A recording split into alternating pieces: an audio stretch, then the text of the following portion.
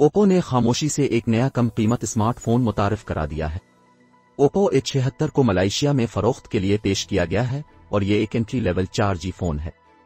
इस फोन में 6.56 इंच का डिस्प्ले 90 हर्ट्ज रिफ्रेश रेट के साथ दिया गया है, जबकि 8 megapixel selfie camera punch hole design में छुपा हुआ है। फोन के अंदर स्नैपड्रैगन 680 प्रोसेसर मौजूद है। इसी तरह 6GB रैम और 8GB स्टोरेज A76 का हिस्सा है, जबकि वर्चुअल रैम का फीचर भी दिया गया है, जिससे GB गुंजाइश में 5GB का इजाफा हो जाता है। फोन में स्टोरेज को बढ़ाने के लिए SD कार्ड सपोर्ट नहीं दी गई, अलबत्ता डुअल सिम सपोर्ट जरूर मौजूद है। फोन के बैक पर डुअल कैमरा सेटअप मौजूद है। फोन का मैन कैमरा 13 मेगापिक्सल का है, जिसके साथ 2 मेगापिक्सल डेप्थ कैमरा दिया गया है। फोन की खास बात इसकी 5000 mAh की बैटरी है, जिसके साथ 33 वॉट फास्ट चार्जिंग सपोर्ट दी गई है।